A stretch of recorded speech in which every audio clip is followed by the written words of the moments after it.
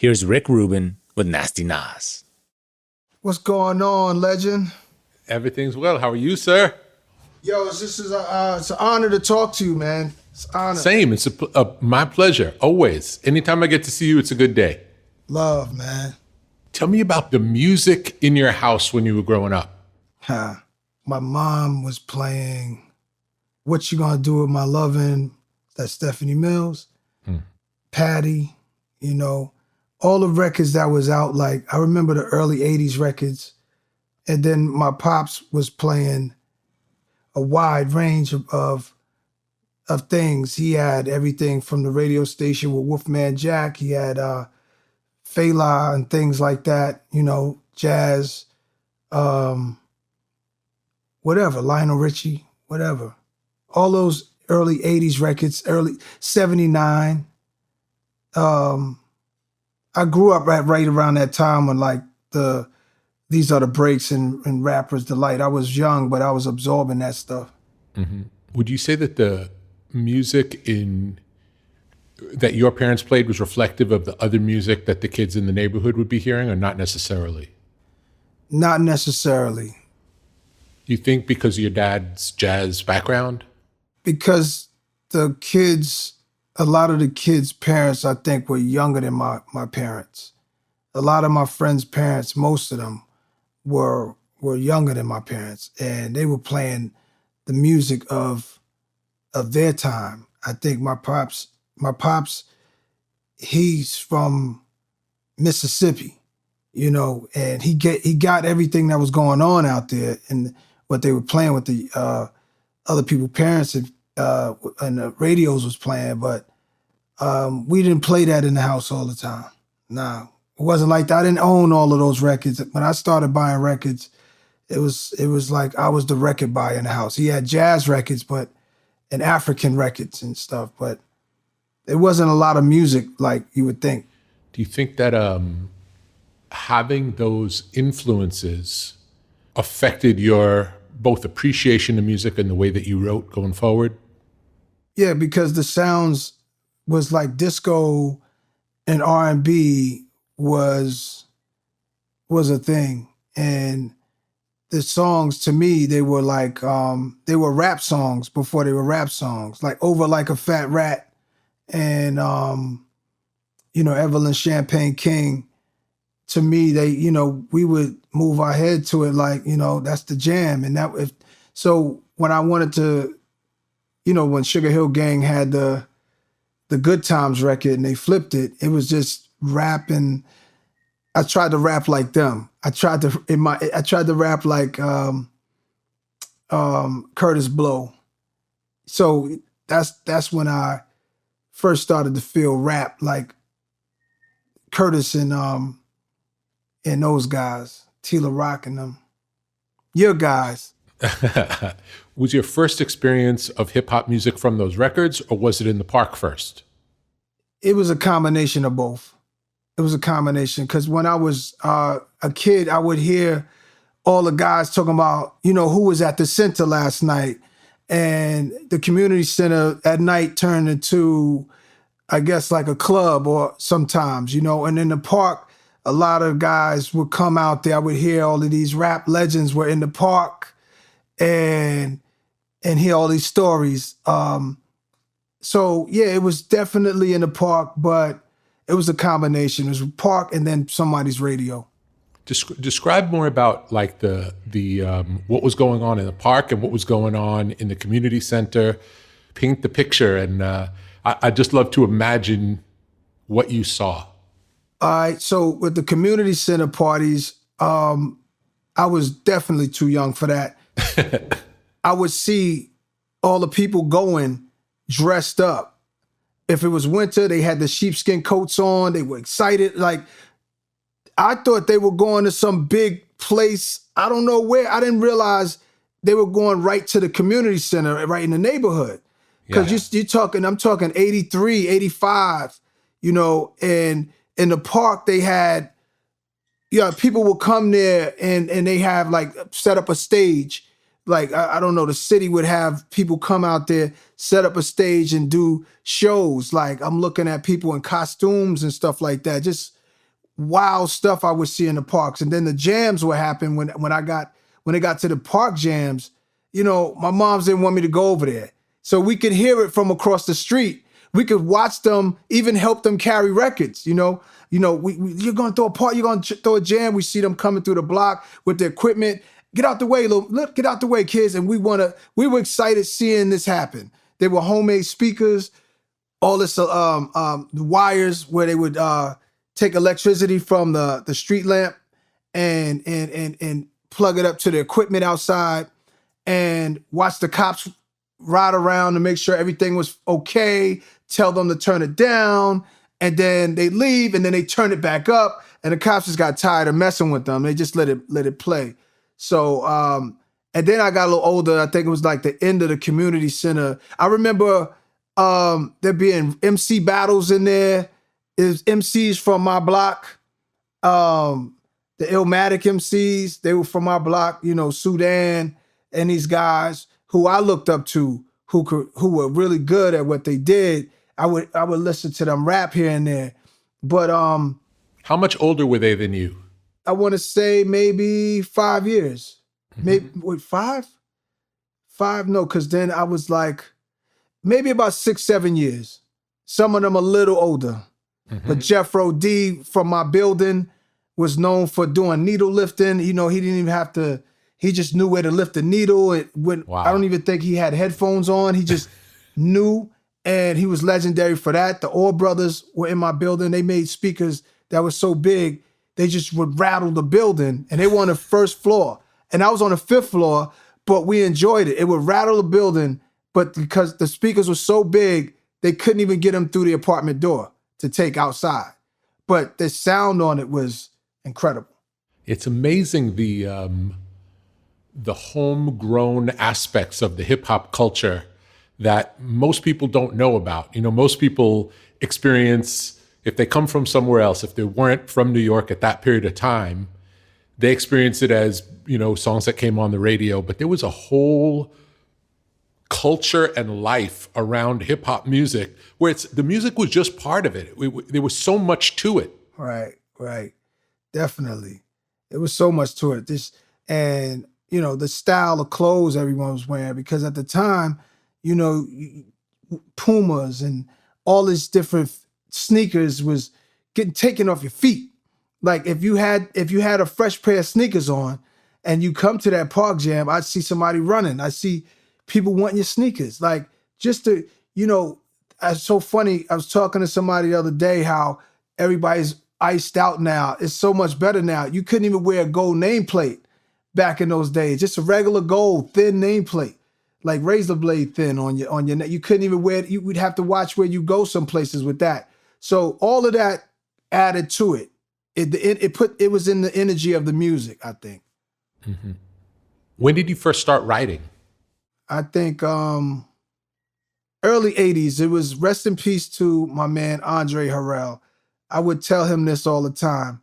Him and his guy in the group Dr. Jekyll, Mr. Hyde, they had a story. Mr. Shark in the ocean, can you find my magic potion? And I was like, wait, how did the story start here and there? And, you know, Slick Rick with Lottie Dottie. So those people made me like, you know, even my man Melly Mel and Raheem, Raheem's verse on The Message and Melly Mel, the way he closes it out. They would like put pictures in my mind, and I was like, all right, I can write from that perspective, you know, all these guys. Did you know that it was something that you wanted to do, like that you were going to dedicate your life to it? You know, I didn't know it was really possible to really get into the rap game. I know I wanted to. I know I could picture myself in it since I first started hearing rap. You know, I know I could picture myself in it. I would hear like tapes by the Cold Crush brothers, but not really paying attention, because even though it was the most popping tape out, to me, I can hear the time in their voice. I can hear the time in the beat, the sound. I knew that it wasn't for me at that time. I said, in time will be my time. But I didn't pay too much attention to those tastes because I felt like it's like trying to play a kid Frank Sinatra, who I love now. But it's like, I don't get it. But you get older, you get what they meant at the time. But those were the times I would hear little bits and pieces and still, try to emulate that. What was the first record that you heard where it's like, oh, this is not the older kids' music anymore. This is my music. I mean, I knew it when I heard The Breaks by Curtis Blow. It was grown folks' music. It had a disco sound, but the way he commanded your attention on the song, I knew that, like, he didn't have to be a singer to demand that type of respect that a singer would demand on a record. The way he spoke, his pronunciation, and what he would do with his voice, and the breakdowns of the song would make me go, okay, this is a big record. It's not an underground record. It's not a mixtape. It's a record on a label that's known. What was the record label? Mercury, I think. Mercury, exactly. That was a known label. So that's when I knew, like, okay, this thing is a real record. How did your parents react to hip hop? My pops was cool with it. My mom was cool with it too, but I guess she didn't want me and my brother to grow up to be like too hard, whatever, or hoodlums, or whatever they called it back then. And so I would repeat, my son said, "Daddy, I don't want to go to school because my teacher's a jerk. She might think I'm a fool. And all the kids smoke reefer. I think it'd be cheaper if I, She's like, what? You know what I'm saying? And she's like, nah, that ain't for you. But I'm like laughing. I'm like, it is. Because we're all little kids not supposed to be singing these songs, but they so dope around each other. We're singing the message. You asked your dad to play on your first record. He played trumpet on your first record. Is that correct? Right. How'd that come together? Like the idea of, you'd never hear a solo on a hip hop record. How did you know to do it? Well, because it's Pops, Mr. Olu Dara, he is before my time musically, of course, but now here it is. I am with a record deal with Columbia Records. I'm like, yo, this is so cool. Your son's on Columbia Records, Rough House Columbia. I have an album. This is a dream that we could do something together. So I called him, and I told him when he got to the studio, I said, play what reminds you of me and my brother and our family when we were kids. Just play whatever that feels like to you. Beautiful. And he played that. Beautiful. Tell me about getting signed. Tell me about the feeling of what was going on, what you had done at that point, and then the excitement of that moment. Man, it was a moment that I felt like it was coming. I felt like it was possible. And when it came, I felt, of course, I'm happy, beyond happy, because I'm with Columbia Records now. I mean, shout out to Chris Schwartz and Rough House. Shout out to Faith Newman, who signed me. Shout out to MC Search, who helped put that deal together. And I was happy to be involved with so many creative people like those people I named. People who were, to me, vets in the music business. So I felt like I was going to be kind of protected with, just with the tutelage and from these guys. I felt like I was in a safe situation. So it was like a super dream come true. It was like, this is what we all are looking for right here, and it's happening. Great. And tell me about the making of the first album, the process of it. The making of the first album was like, now things are real. Now the studios are real. Now I had worked in Power Play Studios with Lost Professor years ago. Before, like 2 years before I actually got a deal. I've been in Power Play, and that's a serious place. But now it's here, my budget, my album, for me, not just hanging out with Lost Professor. So now I'm here in the House of Metal Chungking. Now I'm looking at these plaques on the wall and all these great artists, and the studio is real. The engineer, never met him before, but he's about to be in my life now, and I'm learning from him and he's learning about me at the same time. So I kind of like a fish to water because of the previous experience with Lost Professor, and he's telling me not to pop your peas so loud in the microphone. He's telling me how to even stand at the microphone. So I had some experience, and then I was working with him also. So it was like we were both happy because he was on Wild Pitch, cool label, but now here I am on this major label. So we were kind of smiling, laughing, like, okay, this is the way it's supposed to be. So we went to it like we was waiting from 2 years ago to now. I'm 18. I got this deal. It's go time. It was like we just went. And were the songs written before you went into the studio? Tell me about the process of getting the material together. Yeah, half of the material was already done, and when I got to the studio, when we started to record, I came up with a lot of things right there on the spot as well. But I would say about 50% was wrote. And might you write without hearing a beat, or do you always write based on a beat? Back then, I wrote to different beats. Like whatever I thought was a dope record out, I would get the instrumental and just loop that and write to that, like whoever's record that I thought was hot. And then when I went to the studio, I would find the timing of the rhyme to that beat, to the new beat, my actual beat. I would find which rap had the timing that would blend in that beat right. Understood. So you would typically write to a beat that would be not the beat that we hear on the record, but then you would find a beat that would work, a new beat that would work for something you already wrote something else. Exactly. Cool. And some of it, I did get the tracks and write to it. Like when Q-Tip produced One Love, I did get that on a cassette tape and took it home to write to it. I did get some of the tracks and right there in the studio. Like with Premiere, I wrote some of it right there in the studio. Yeah, with LES, my man DJ LES from my neighborhood, who produced the song that my pops is on, Life's a Bitch. I wrote that right there on the spot. So some of it was just spontaneous. Others was like pieces of papers that I just had a beginning, like maybe like 6 bars.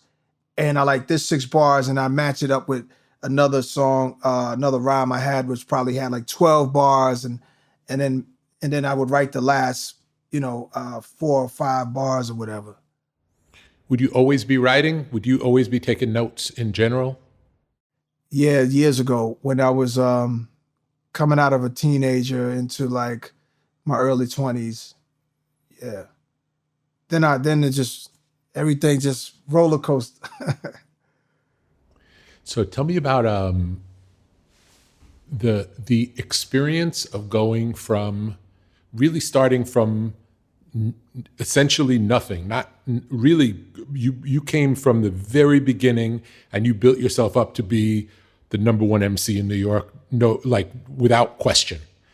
And in your fantasy of what it was going to be like, what your life would be like in success, how different is the reality of success versus the fantasy of success? It's strange. Everyone has their own journey. At times it was better than I imagined. At other times it was like, what's going on? Like,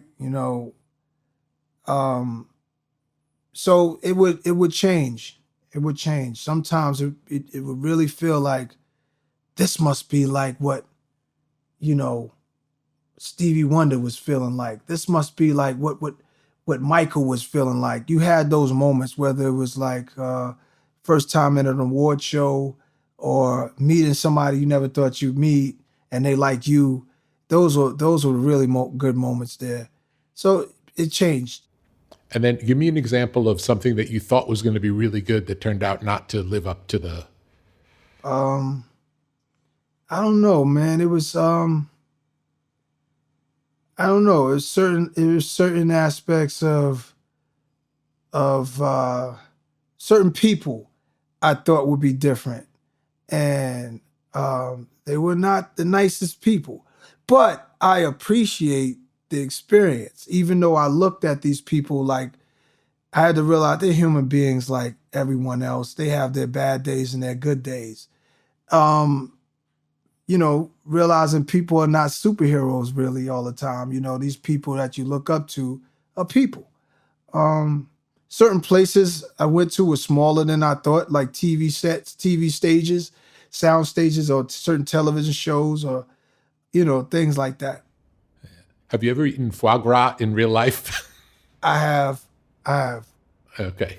I'm just asking because it's like we think about rap brags and that might not live up to their actual, I'm not a fan of foie gras. That's why I bring it in. I tried it before, but I'm not a fan. It just sounds good. Yeah. It also does sound good in a rhyme, like just the nature of the word sounds good. Yeah, it sounds good. Tell me about spirituality. Do you have a spiritual practice, or have you ever in your life? There's no real practice. I'm just aware, you're just aware that we're having spiritual beings having a human experience, and we're just there has to be more than here, and that energy is real, and you just want to keep the energy around you good, and you want to keep, because energy lives forever in my mind. I feel like we go on to see the big man upstairs from here, so what you do here matters on the other side also. How do you handle your business? If you have to do something that's not so great to get somewhere great, you just hope the Most High forgives you, because we're all just on our own journey. So you have to realize that there's karma in everything you do. So you try to keep that. When nobody's perfect, I'm not perfect. I'm not going to be, on point all the time, but you just hope that I try to stay in the right karma, the right energy. Has having kids changed your life? Big time. Yeah, I think my daughter saved my life. I was really young when I had her. I was 20 years old. So I was a kid. So I think she made me pay attention and say, you got to be here. You can't just throw it all in the wind. You have to, be cautious. You got to be here. My son too. My son as well. Do you get to spend a lot of time with them now? Yeah, especially my daughter. That's like my bestie. That's great.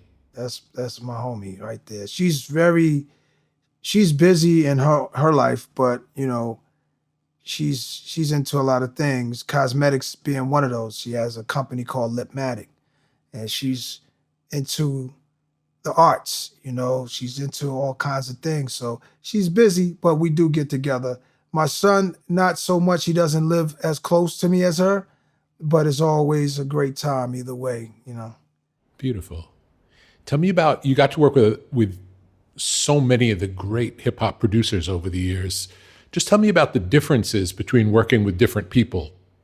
Oh man. When I work with, say, Dr. Dre, I hear he's recovering right now. Prayers going out to him and his family. Working with Dr. Dre is someone who is right there, can create there on the spot. And there's no telling how far it can go. You start with just one sound, and his ear is, he's like he's putting the sounds in a movie. That's the way I see him doing hip hop, and he just loves the most hardest shit, and he wants to make it happen as big as possible, make it sound as big as possible, as right as possible. Working with somebody like Havoc from Mobb Deep, not only did I know him since we were little kids, and we come from the same neighborhood, we're around the same age, and we grew up on the same sounds in the same city.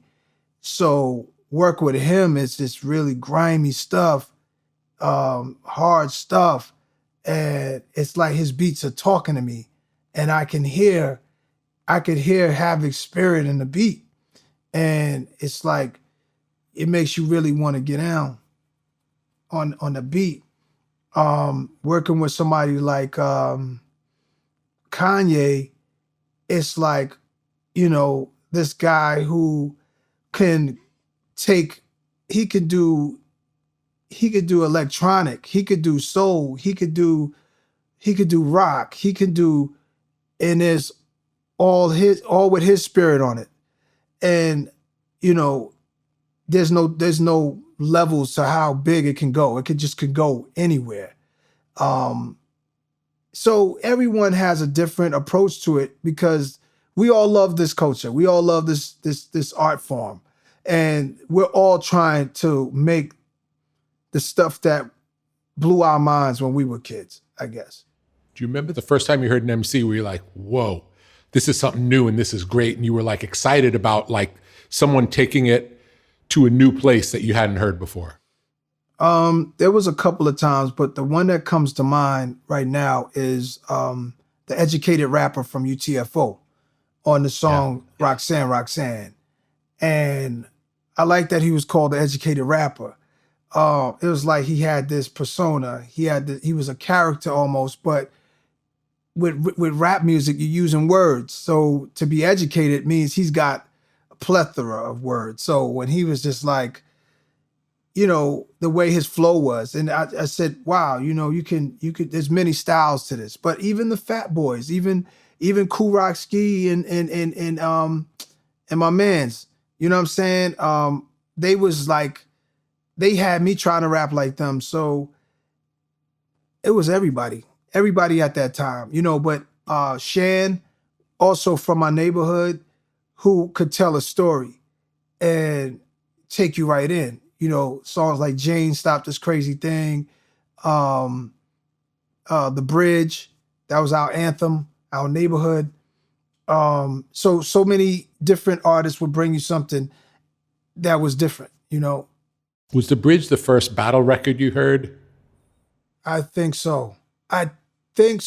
Well, there were a couple diss songs out at the time. I think there was a Salt and Pepper diss to, don't get me wrong, my bad if I'm saying this wrong. It was all in fun back then, but it was like Salt and Pepper, I think, had something against Dougie Fresh and the Get Fresh crew. And so I had heard, but nothing with the magnitude of The Bridge, South Bronx, The Bridge is Over, Kill That Noise, nothing like that ever. And would you say that was like two teams, like rival teams, sports teams? Definitely. I mean, it started with Roxanne Shante, take my hat off to the queen there. She went after UTFO, and, it was on. But yeah, there was my hood, and it was the South Bronx. It was Queensbridge, South Bronx, Queens, Bronx. But the boroughs was all gunning for the top spot in New York. So you had the Brooklyns in the house record. You had your everybody, Kumo D in Harlem. You had the Bronx. You had, so everybody was just trying to be that number one place. But it was always from a point of view of like out-rapping the other. Yeah. In the early days, it never felt like there was any real beef. It was more like performance. Right. And it wasn't actually a fight. A fight back then when me and you was the sore loser. Back then it was like, who's really the best at this? A fight would mess the whole thing up. You weren't the best at this if you had a fight. Right. If you was that mad about it to fight, you lost. So you would have to show and prove with your talent back then. And that's what the legs of this thing is. Those guys who were competing with each other. One of the most famous hip hop rivalries was between you and Jay back in the day. And what did it feel like being the subject, when you were the subject of a diss record or a challenge, was that just proof that you were the top guy? Was that what was the feeling of that? Yeah, it was all of that. And it was like the art of emceeing was right there on full display. It was like, if you're in the rap game, this can happen, a battle. And it was like, this rap thing is real. Like a battle can really happen. So I was honored to have that part of my life happen, because that's how I saw the greats do it coming up. I saw some of the greats do it. It actually shed light on both of you. Like at the time, it felt like in the back and forth, it elevated everybody. Yeah. Yeah. Because it's about the art of emceeing. And when you're trying to make the best stuff you can make, and you bump heads with another MC, and then you guys have a war or whatever, that's what this art form was since the beginning. Since Double Trouble and Busy Bee and Kool Moe, But that's what I like about hip hop compared to other genres, is that they go at it in hip hop. Like really at it. Not to say that other rockers didn't go at it, other reggae artists didn't go at it, other crooners didn't go at it, but the hip hop will always be around, I think, because of how competitive it is. When was the last time you were in Queensbridge? I did the Nasir album with Kanye. I did the party there. And then did the after party in the actual projects, because we were under the bridge for the album release party, and then went inside the projects, where I went inside the projects and party, hung out all night. How did it feel? What were the memories that came up when you were there? I mean, I do it from time to time. So usually I go there, kids are not up. I go at night and I hang with the fellas. We don't put it on camera. We don't tape it. But countless nights I've been there. So it was just another night, but this night was great because underneath the bridge there is where those legendary artists would come to when I was a kid. And we kind of had it in the same area. So I was like lifted up to another consciousness and everything. A spiritual feeling happened. I felt like I was doing what was right in the community for the art of it, and for, it's years later, I've had parties everywhere for album release parties, but to have one in my neighborhood, for the Nasir album was great. And to go hang out afterwards, I'm seeing people, they got new names. I still call them their old name. They got new names and stuff. I remember when they were kids, but their name now is Knockout, you know what I'm saying? Or something like that. But most of the guys, I known their moms, I known their dads. Me and they parents is still cool. Y'all can smoke a blunt with their kid who's now a grown up, and then to go have a drink with their dad, 2 steps away in the whole same neighborhood. So, and everybody's, I'm seeing people that are doing well for themselves, man. And that's the best, because I mean, people look at me like, probably like, yo, he got out of here, but still comes back, I have different things we do there. Summer camp I do out there, and take the kids out and other things. Cool. In the early days, lyrically, you talked a lot about what was going on around you in the hood, and how, as your life has developed and as you've changed your living conditions, how do you find what to write about? Like, where does the content come from of what you talk about? I knew years ago that, moving away or wherever I was at, I had enough to write books. I had enough to write. I could have left the neighborhood 14 and still had enough stuff, because I had already been fed through what I saw at 14 and what I learned in school and and what I read at home and what I would love to watch on television, all of these things I'm watching growing up in New York, it gave me a piece of everything. So I wanted to write screenplays when I was young. So I was writing screenplays or trying to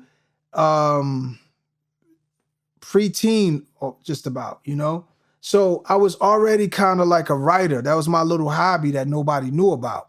So I knew that I'd be able to do it. So it doesn't matter where I'm at, where I live, you know. Although Wyoming was kind of tough for me. It was a great getaway to work on a Nasir album, but I wasn't prepared like for that.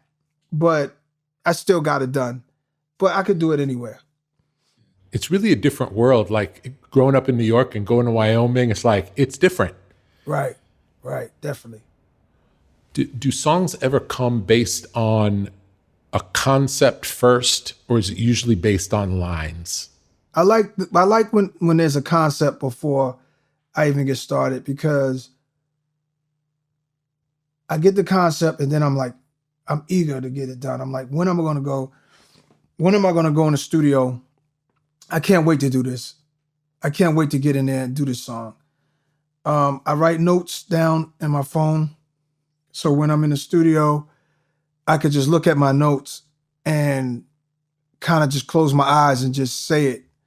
And that's how a lot of stuff comes up now. I hear the music, and as soon as I hear it, I start saying the first things that come to my head.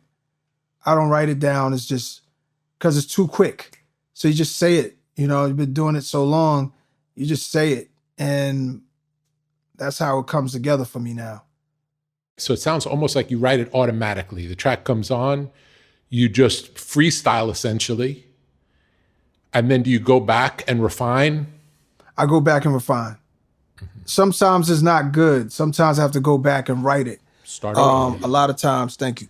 A lot of times though, it's good. Cause you know, if you're in a good mood or whatever the mood you are in, your energy's up and you want to lay down some stuff, or if you're in a melancholy type of mood, you might write something that's not the most hyper flow, but it still gives you put your spirit on it and you say what you need to say. Is there ever a concept that goes through a whole album, or is it usually more song-based? I've done some concept albums like the Untitled album, the recent album, King's Disease.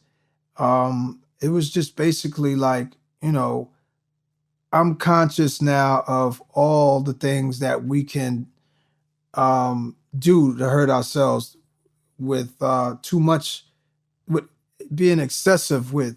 If you're gonna eat bad, it's all in moderation. You got to watch what works for you and what doesn't work for you. So, you know, not just the health thing, you know, it's all about, you know, a lot of us feel like we're kings. A lot of us ain't kings. A lot of us, just because you're a man don't make you a king, you know. I think king is, there's been some terrible kings in recorded history also. But, you know, you have to like, from my perspective, you got to be a good guy.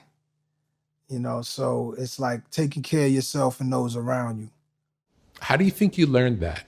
Because as you said, there are some bad kings. Like, how did you learn to be cool? That's a good one there, right? I think I learned a lot coming up. I think people, places, and situations. Just watching other people.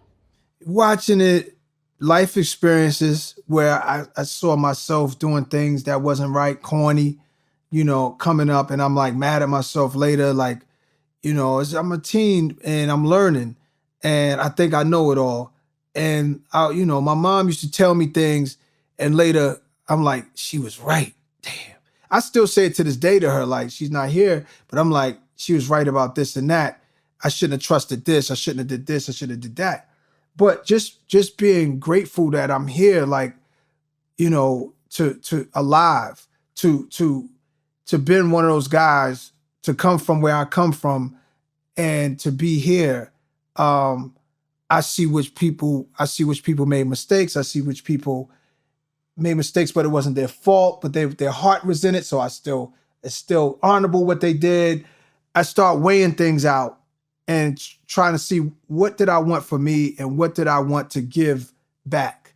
And I always wanted to be somebody that could help somebody here, help somebody there, and just because I want to see them reach their full potential, because I think that's what we're supposed to do. So Beautiful. That's the most important thing. That was it for me. Beautiful. How has your relationship to hip hop music changed from being a kid to now?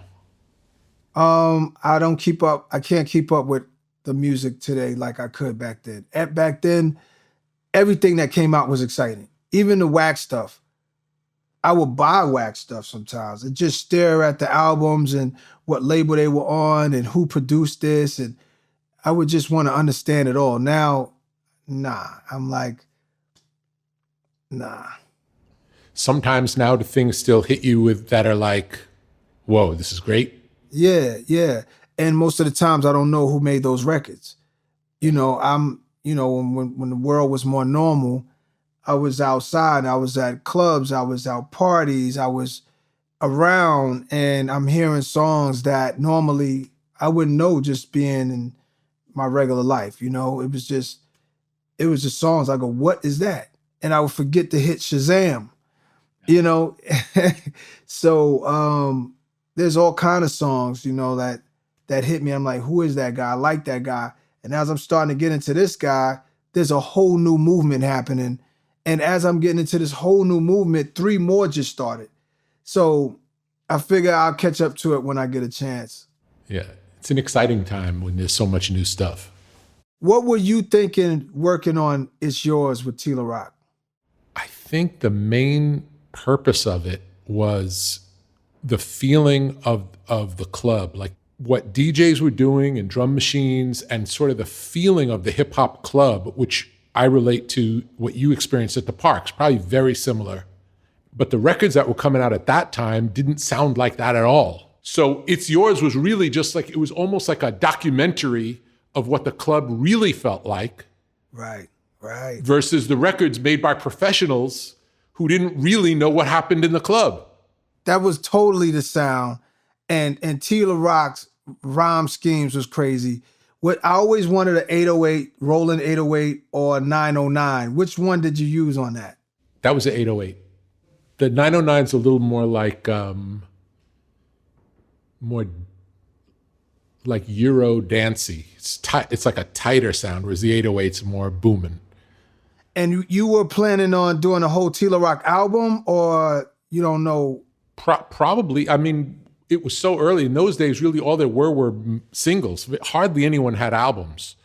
So all there really were 12 inches. And I remember Russell said, I think this is going to be, albums is where it's at. And I didn't know that albums, I grew up buying albums because I liked rock music, but it almost felt like what made hip hop at that time were 12 inches, Right. 12-inch singles. Right. So I just thought it was a 12-inch single world. So I wasn't thinking so much about albums at that time. Right. So with Walk This Way, so you knew that at this point, Run DMC had become instantly the biggest rap group in the world. They're still, to me, the biggest, best rap group that ever happened to hip hop. You knew that with Aerosmith, that they had went as high as they could go, and Run DMC and rap had went as high as they can go, and they needed to merge, or what? Nothing like that. Nothing like that. We'd pretty much finished the album without Walk This Way on it.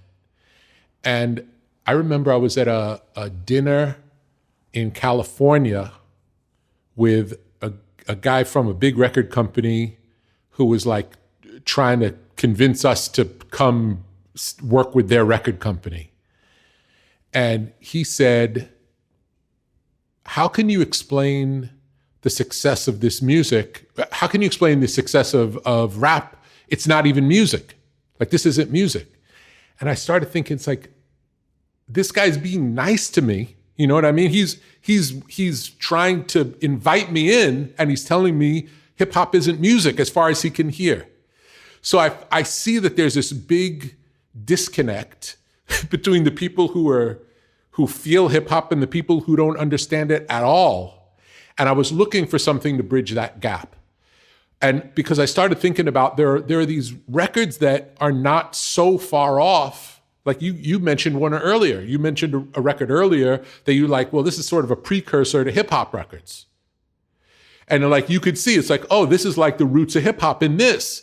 So I just started thinking about records that were like rap-like vocals that somebody who didn't understand rap music would understand.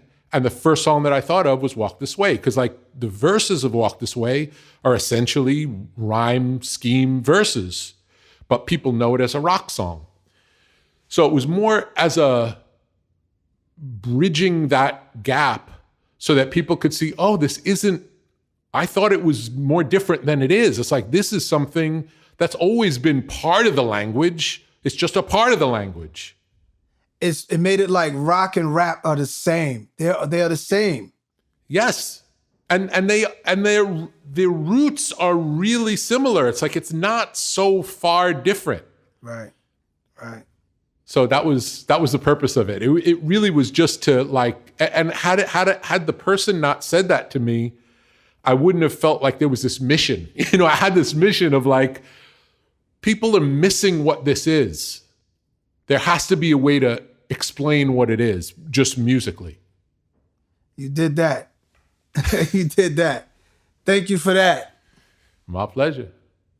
Man, it's been a pleasure. Same. Love. Speak to you soon, sir. Love.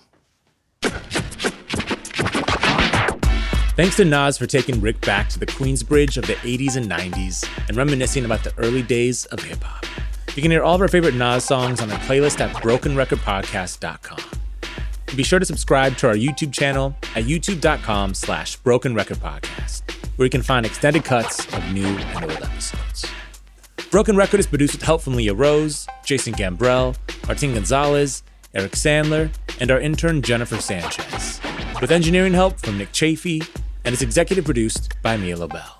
Broken Record is a production of Pushkin Industries, and if you like Broken Record, please remember to share, rate, and review our show on your podcast app. Our theme music's by Kenny Beats. I'm Justin Richmond. Peace.